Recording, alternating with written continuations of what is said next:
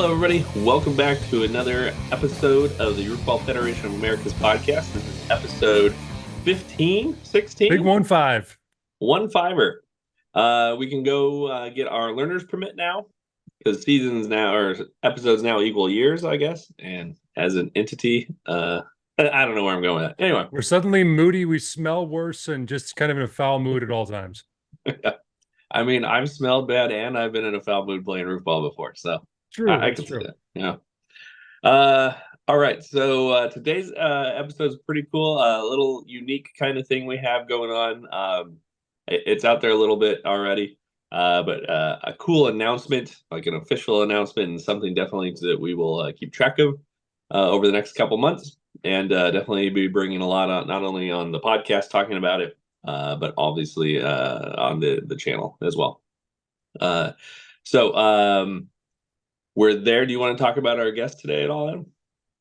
Well, yeah, Scott is one of the early adopters, I will say, from the Reddit/YouTube boom of early last year. Got into it, came out to the RFA Cup last year, came out to the Livonia tournament last year, and immediately was in the mindset that you might want to host. And spoiler alert, if you think you like Mom's Roof, wait till you know there's more than one of those roofs out in the world. Yeah, I think I'll jump on the spoiler. I think my favorite quote was, maybe somewhat paraphrasing here, if I tell you I'm going to build a roof, I'm going to build a roof. That's right. Yeah. Like, all right. But yeah, Scott's a super interesting guy, good stories. Definitely has a passion for the game, and I think it definitely comes out in the episode. In addition to that, we are less than 2 weeks away, Adam, from the World Championships. Week and a half. And so next week's podcast will be a preview of that. Hope to bring you a lot of good stuff. I know you'll be there. I'll be there. We'll have the defending champion there. So looking forward to getting his perspective on things. He's a very intelligent, handsome looking guy. So we have that. And then, of course, I don't know if we should promise a podcast the week after that. We might be a little busy. I know you might be sleeping. I'm not sure. So I'll say right now, my goal is to interview the champion, preferably even that night, the night of the championship itself, sure, to turn into the podcast for that Wednesday. We'll see. I will clear my evening schedule. You'll either host or be the guest. That's right. Fingers crossed. So yeah, looking forward to that. We got a lot of big names coming back, a lot of travel again happening for this tournament. And it's interesting, right? It's the World Championships, but it's the first tournament of the year. Always has been. And I know you were thinking about potentially changing things in the future, but yeah,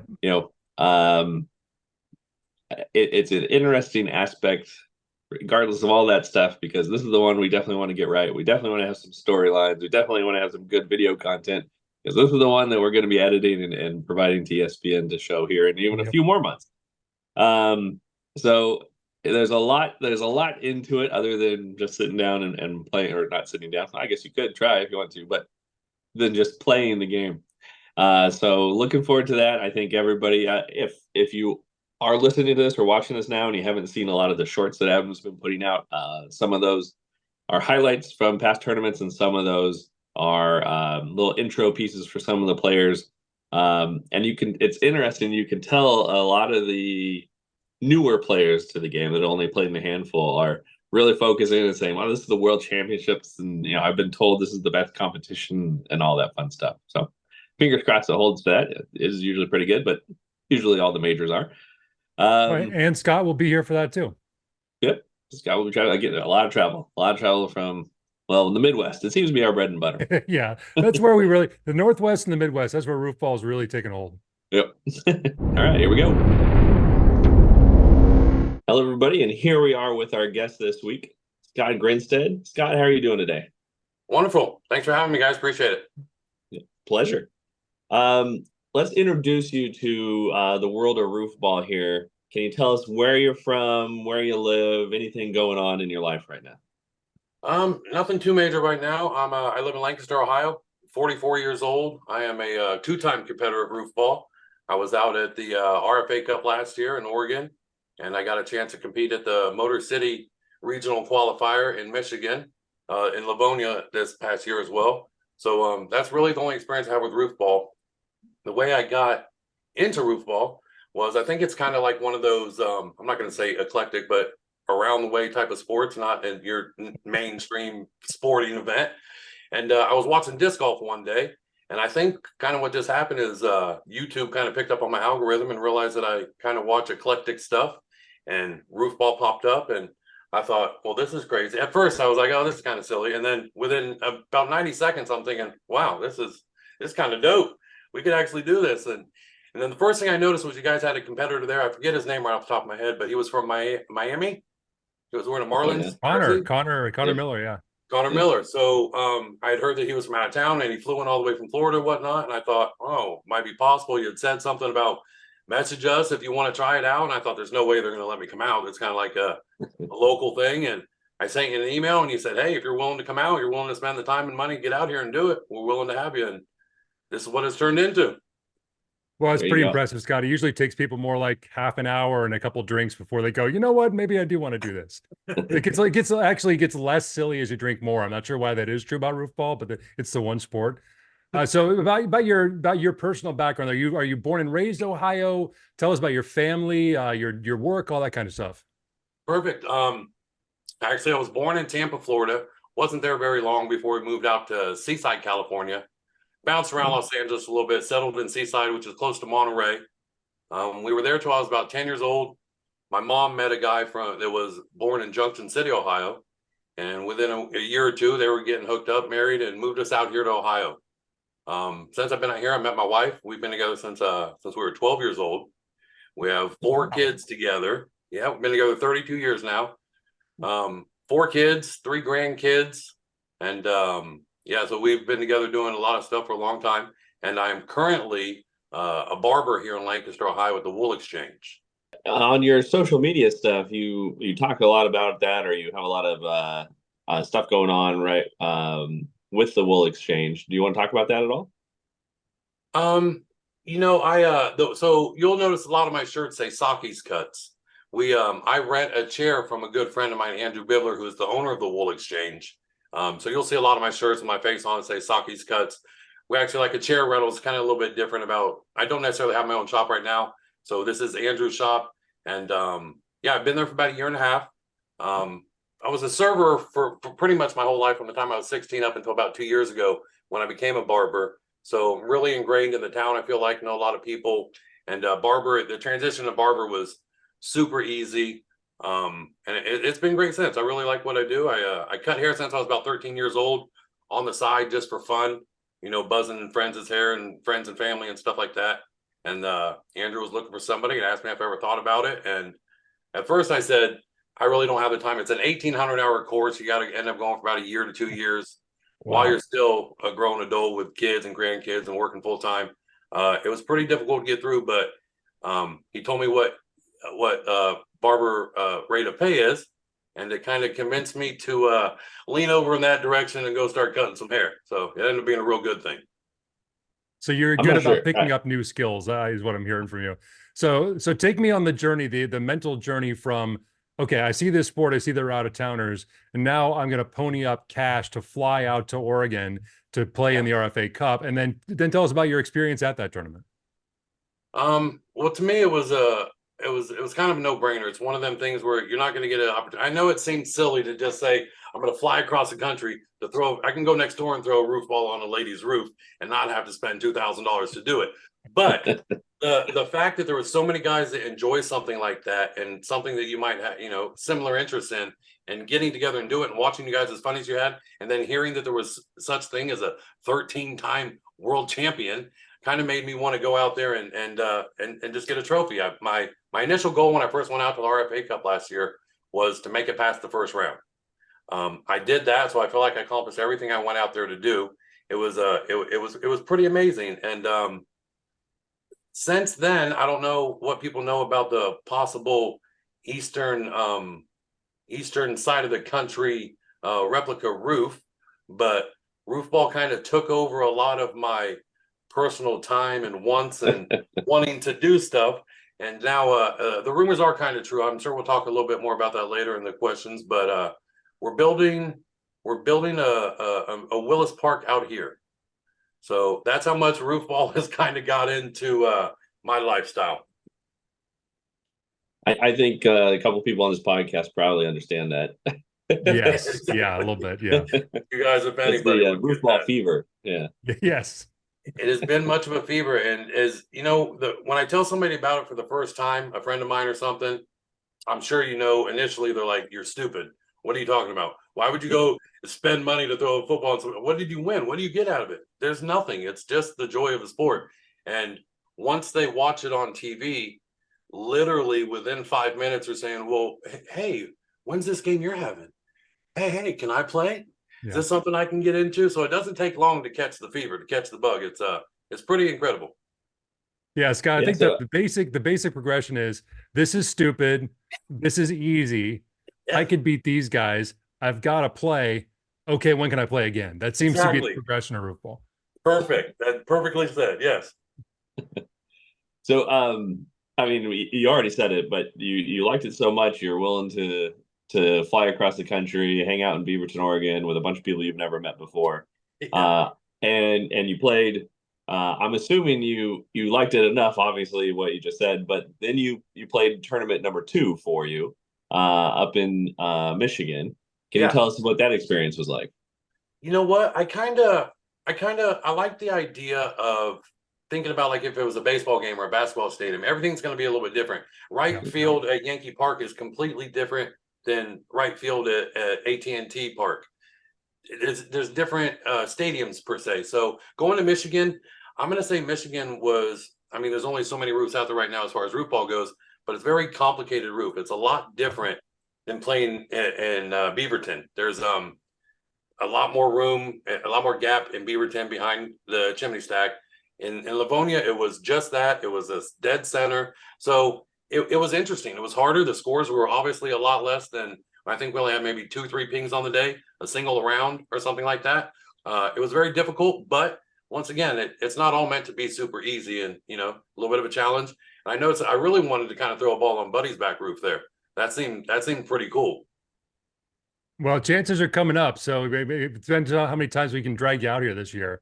But so I want to take a deeper dive, and that the pun is intended, on what was, to me, the highlight of the Livonia tournament was you going into the kiddie pool. Sure, and I got to sure. tell you, I have talked to numerous conspiracy theorists Uh-huh. who say they watch it frame by frame, Zapruder film style, and say he could have avoided the pool. He the ball was trending there, but he didn't have to go in. They think you took a dive. What say you? And tell us about that play in general. Hey, if you've met me and you know anything about me at this point, you know that I don't know what I can say, and you can beep this out, but I don't bull very much. I'm pretty straight to the point. I say I'm gonna build a roof, I'm gonna build a roof. I say I'm gonna go hard, I go hard. If you watch that play, I was literally just watching with my friend Bruce Rarick tonight, and the ball goes to the right. And if you notice, when I played in Oregon also, when that ball goes to the right, take off running. Yeah. Don't wait till the last second, get ahead of the game. I was ahead of the ball, and then it bounced back to the left. And when it did, I was not paying attention to the pool. If you notice, I catch the ball right before I get there. And then as I looked forward, at that time, I was also about 35 pounds heavier. So there was no stopping the weight coming. I was just like, oh, bam. And it was in the pool. So I did not mean to go in the pool, or the what was it, hot tub. But Yeah. if it happened, it was going to happen. I was going for the ball. I wanted the points. I mean, those guys, if you notice, the Darren and I mean, those boys are absolute killers out there. All time, what was it 77 all time leading scorer? Darren put up a 77. Yes, indeed. That's absolutely insane. I've been there. I've done it. It's hard to get, a 30-point total is you're looking like a good solid total. 77, that's sick. So them boys, even out there, they were hitting pings, they were hitting rounds, they were doing it. So I had to go for every single point mattered. You were there, Adam. Oh, yeah. Literally not for long, but I was there. Yeah. You did. That's your first time with no pings, I just heard. Oh yeah, it was one of probably my worst game ever. Yeah, I kept throwing overs. I kept not quite. I wanted the ping so bad. I wasn't going to go for the catches. I didn't realize what the scores were going to be. If I'd have known that tens were going to win, I would have played it differently. But yeah, that was a tough course last year. That's difficult. But like I said, with anything, and whatever park is, with the Astro Stadium, I think the infield is like very short. Then you go somewhere else, and so you're not always going to hit dingers. It's not always going to be home runs. So I enjoyed Livonia myself. I didn't think there was anything wrong with it. It was definitely different. It's definitely an eclectic roof. It's definitely harder, but that's the name of the game. It's a different stadium. Well, yeah, you think about it. There's some golf courses the winner puts up 12, 13 under, and then at the U.S. Open, if you hit even par, you're going to win by 3. So yeah, everything's different. They're all different. Exactly. So yeah, it was a good time. I really enjoyed it. And I don't know if you guys remember, but my son was with me there on that one. Oh yeah, yeah. So even though it was harder and less points, he's actually super duper happy that he beat me by 1 place. he still holds that over my head, so that's pretty cool. Pretty cool. Nice. Well, let's talk about your artistic side. You and I are wearing something right now. I'll try to get that in the frame. And you brought this out here. Mine's autographed. Mine's autographed version. That's worth more than yours, stuff. Derek. Derek, you should try to get a signed one. So you brought these out when you came out for last year's Cup. Tell us a little bit about that part of your life. You mentioned, shirts earlier and stuff, and obviously you and I are wearing something you had a hand in creating. Tell us a little bit about that. So I had got my logo done, which this is my shop logo for my LLC. It's Saki's Cuts, my little face on there and some barber scissors and stuff. The same guy is a good friend of mine. His name's Brandon Wedge. He does logos here in Lancaster, Ohio. He's really amazing. I throw him some ideas and he puts something together off the top of his head. We run over it, and then he like I said, he made that from scratch. So I had told him that there was this guy in this Roofball tournament. I'm headed out to Oregon. And I was like, and there's this guy, and he's like a 13-time world champ, and he's like the GOAT. Like, he's like, whoa, dude, I already got a GOAT man in my head. Like, just you talking right now, he put a GOAT man together. And I think it's got maybe is that your ping hat or whatever it is with the P on there? Yeah, it's a Portland hat. Yeah, Portland hat.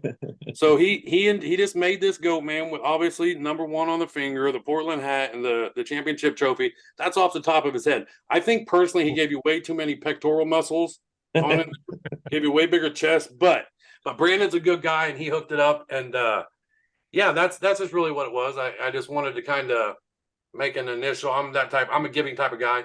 So I wanted to do something cool for the sport and something that everybody knew. As soon as I showed it to everybody, they knew who it was.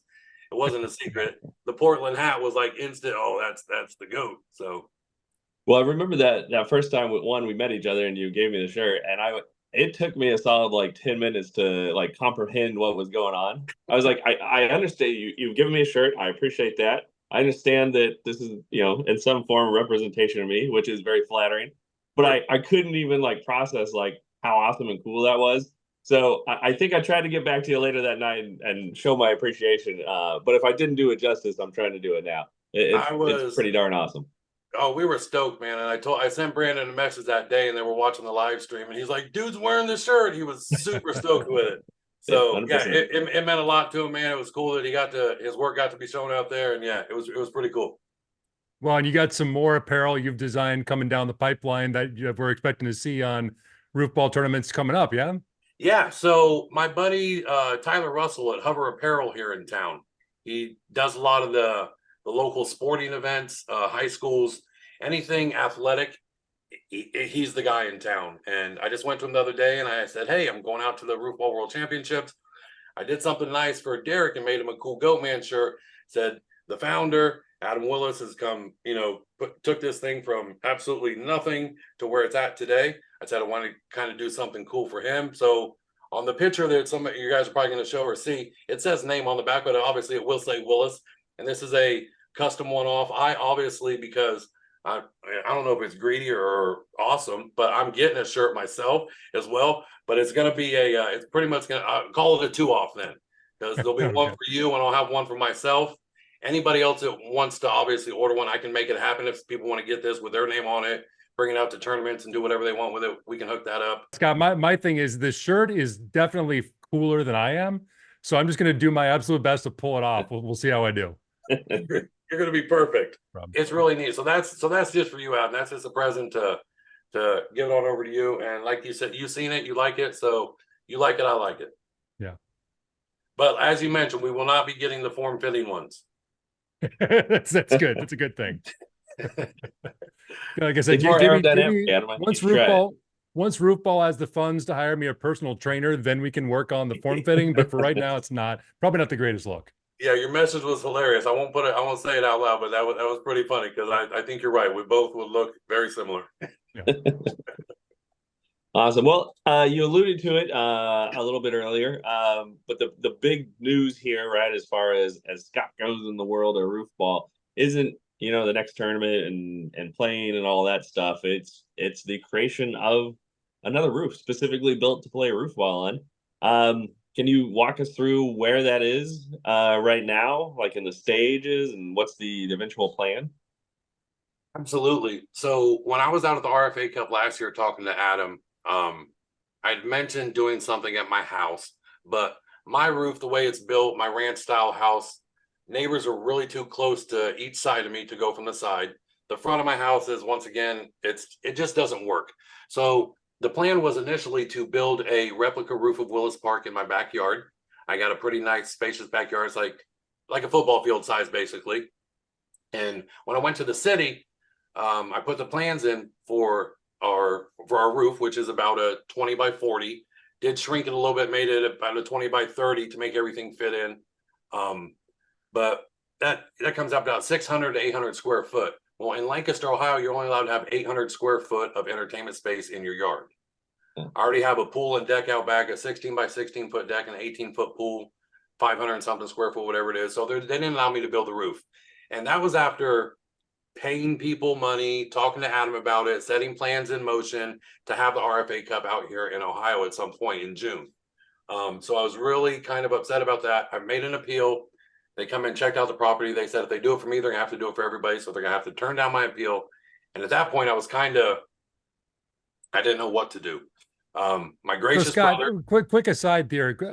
With a yard your size, then what does the rest? What can the rest be? Does that have to be like grazing land or oil prospecting, or what can you do with the rest of it? That you can have grass area. They even consider it pavers. So even if I put pavers out back, filled in around the pool, I can only have about another 280 square foot. That is a weird Now, rule. they said one of the silliest things to me. They said if I wanted to build the roof over the top of my pool and deck, I could then do that because the only way they measure is from like a Google view from up above. Yeah. So Okay. I could have 12 pools stacked on top of each other. That's all good. But if I want to put something in the back of my football sized field yard, that's not good. So Oh, that's weird. weird enough. It is what it is. So like I said, I was really deterred. I talked to you, Adam, and mentioned what was going on, let you know that I would get back to you. I have some possible other options. And my brother, my gracious, awesome brother, Jason Sherrick, he's got a really nice property out here in Lancaster on BIS Road. He's got about 110 acres. It sits down in a valley. He's out in the country, and there's really no stipulations to what he can do on his property. So I said, hey, how about if I pay for and build this, basically a lean-to shelter house type thing. He has plans to put concrete underneath it, maybe put some walls on it for extra support, and then park one of his tractors or something, his zero turn and his lawnmower or something up underneath it in the meantime. So he was looking to do something like that anyway in the long run. So it worked out kind of perfect, except the only thing that isn't as perfect is I got to pay for it now. So, but we'll get it done. I really wanted something I could have in my backyard and that I was going to be able to practice on all the time. And it didn't work out that way, but it's working out in the long run. So I can't complain about that. Yeah. So I've seen a couple pictures of some what I would call like really early stages. Where is it right now, project wise? So right now we got the 20 whatever foot. We got all the posts set, and tomorrow morning, Travis Armstrong is going to be taking his crew out there, and they're going to be setting the rafters and the fascia board. And then later on this week, they're going to come and once again, the reason I mentioned exterior improvements, Travis Armstrong and Jamie Moore, is they're actually donating all the plywood and shingles for this entire roof. Oh, that's fantastic. To be done. They're good friends of ours. We cut their hair over at the shop, and they're really stepping it up. I called them my platinum sponsors, and they're gonna have a big banner up out there. They're gonna be there that day, maybe one or two of them to compete, or one or two of their workers or something. And they're gonna be out there having a good time with us. Without them guys, though, I don't know that I would be able to get done in June because that's another quite a good bit of money that he's cut me off in labor, all the plywood and all the shingles for the entire thing. And, that's awesome.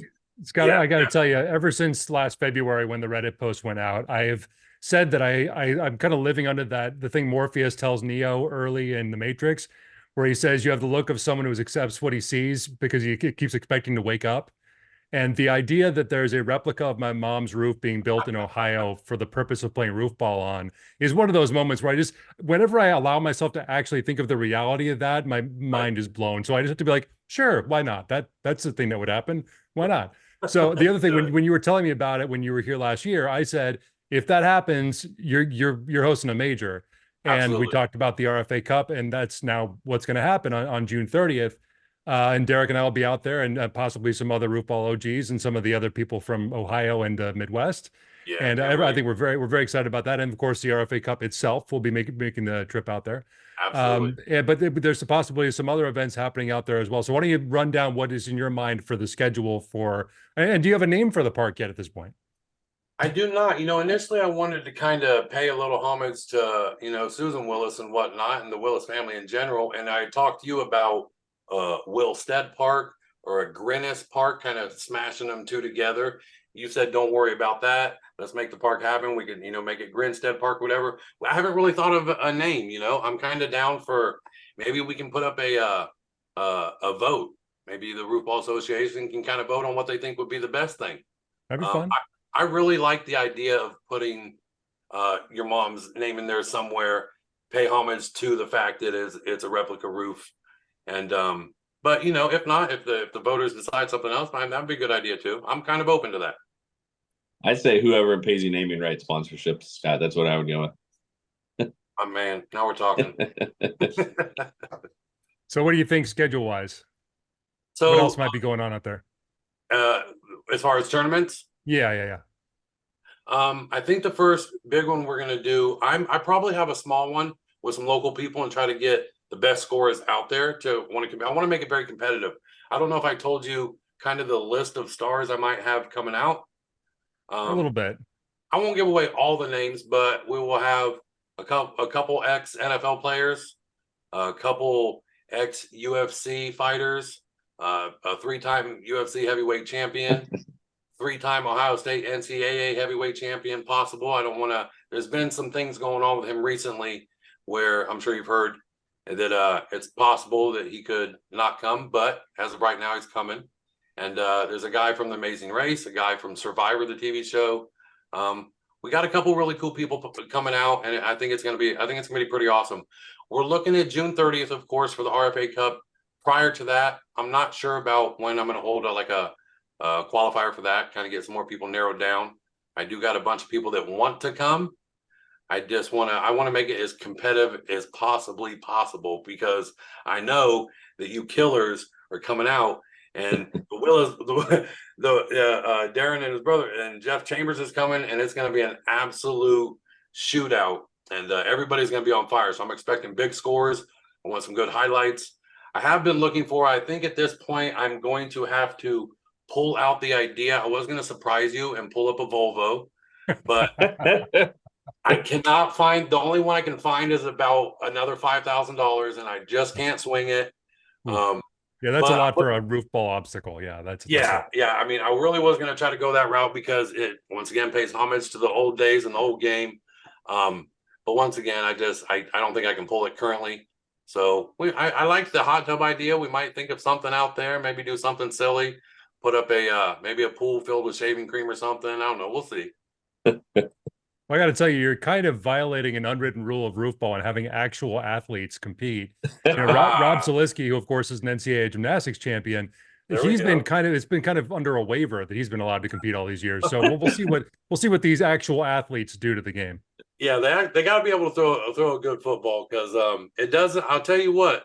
We were watching it the other day and somebody said, how's he do? How's he end up doing? He probably didn't do very good, did he? I said, well, he ended up winning the RFA. It was Buddy Evans that they were talking about. Like, well, that's not the standard roof ball shape look at, that's not the standard athlete guy, right? It is what it is, bro. That's not what it's about. It's about technique. Like with anything, I play a lot of disc golf and I know girls that can throw farther than me. It's just about technique. Yeah. I think it's a lot the same with roof ball. So Buddy's got that little A little spiral thing he does. He's Perfect. got the right twist. Whatever he's doing, it gets that little kick to the right and gets you around. Around, You can't bottle it, man. You can't teach it. You can't bottle it. He's a killer. So I don't assume that, like the particular football guys I got coming out, one was a linebacker and one was a lineman. So Right. they didn't get a lot of practice throwing footballs, and besides punching people in the face, I don't think these other guys did either. So it's gonna be pretty cool. Now the linebacker knows he can't tackle the person that's throwing it, right? We'll see what happens, Yeah, he Awesome. should be good. He's a great guy. Awesome. Well, Scott, I'm super excited about that. That sounds fantastic. One, I mean, just looking forward to the trip and seeing it. Obviously, meeting you and your crew over there. Looking forward to all that. But what you just said, I'm even more excited now. So looking forward to June. Bring the cup out there. I think that would be pretty darn awesome. Oh yeah, we're gonna do some really cool trophies this time too. I got some ideas for some trophies. Kind of make it do our Ohio style. I'm trying to get a logo together for the Ohio regional, qualifiers and stuff like that. Got some things in the works. So I'll have a bunch more stuff for you by the time we get to Worlds and whatnot. We should have some more pictures to put up. Yeah, and I think I didn't note that in here. I think we've said it yet that you're going to be at the World Championships as well. This is by the time this airs, your intro video will have aired. But regardless, for those who don't know, Scott will be out competing for the World Championships, his second tournament in Beaverton, third tournament overall. Looking forward to seeing you there. And Scott, I always say the phrase that always comes back to me is it's magical when I find someone that shares my crazy. And Derek obviously does in spades. The idea that you looked at Roofball and said, yes, I'm in. It charms me to no end. I'm so excited to have you as part of the Roofball family and to have the first major tournament outside of Oregon.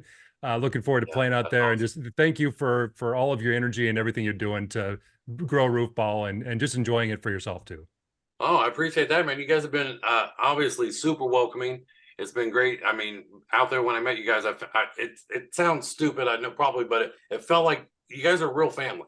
Like you guys are. I'm not gonna, but it felt like a family setting. Everybody was nice about it. Everybody was on the same page. It wasn't like, oh, you're goofy. It was everybody was on the same page. So that's been very inclusive. You guys have been pretty awesome with everything. It's been, like I said, quite entertaining. Well, with that, we'll wrap up this episode. Scott, thanks again, not only for joining us today, but everything that you've already done for the game of roofball, the sport of roofball, the hobby of roofball, whatever somebody wants to call it. Really happy, really appreciate everything you're doing, and really looking forward to June 30th right now. That's awesome, man. I appreciate it, and thanks for having me. You guys have, like I said, been so inclusive and welcoming, and I only see bigger things going with this. And I know this isn't the infancy stages, but the infancy stages of the actual boom and the growth. I'm happy to be on the basement floor of it. I think this is going to be something that I always tell people when I compare it. It's like cornhole, disc golf, pickleball. That all started in somebody's backyard with a sack full of corn in a hole that they dug. Like it all started, disc golf started hitting trees with a Frisbee, a whammo. And now it's, they were talking, stuff's going into the Olympics. So the sky's the limit with something like this. People are taking notice of it. All the different states it's in, different country it's in, with Barstool on it, and it's all over Reddit. It's pretty incredible, and I can't wait to see where it goes. I mean, I'm right along there with you guys, brother. I'm so happy to be involved. All right. Well, Scott, thank you. For Adam Willis, I'm Derek Weber. We'll see you later.